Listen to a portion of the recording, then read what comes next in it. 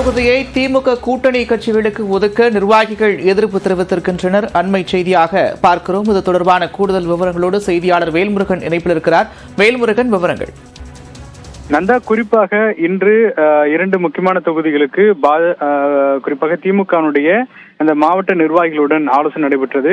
திருச்சி, பெரம்பலூர் உள்ளிட்ட 2 தொகுதிகளுக்கும் பல்வேறு கருத்துக்களை மாவட்ட நிர்வாகிகள் திமுகவுடைய அந்த தேர்தல் ஒருங்கிணைப்பு குழுவோடு ஆலோசனை நடத்தினார்கள். இதுல குறிப்பாக திருச்சியை பொறுத்தளவிற்கு தற்பொழுது காங்கிரஸ் கூட்டணியில் திருநாவுக்கரசு அங்கே நாடாளுமன்ற உறுப்பினராக இருக்கிறார். இந்த நிலையில் இன்று நடைபெற்ற இந்த மாவட்ட நிர்வாகிகள் ஆலோசனை கூட்டத்தில் கடுமையான எதிர்ப்பு திருநாவுக்கரசு அவர்களுக்கு தெரிவித்ததாக கூறப்படுகிறது. ஏனென்றால் தொடர்ந்து தேர்தலில் வெற்றி பெற்ற பிறகு நன்றி சொல்வதற்கு கூட தொகுதி பக்கம் வரவில்லை என்ற அடிப்படையில் புகார்களை அவர்கள் அடுக்கி வைத்ததாக கூறப்படுகிறது.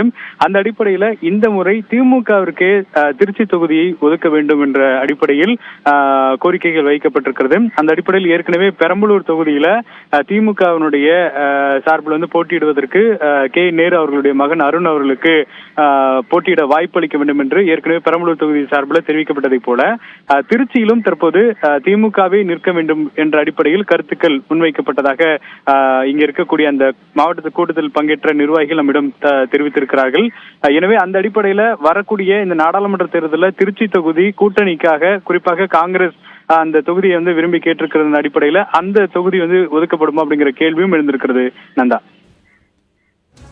நன்றி வேல்முருகன், விரிவான விவரங்களுக்கு.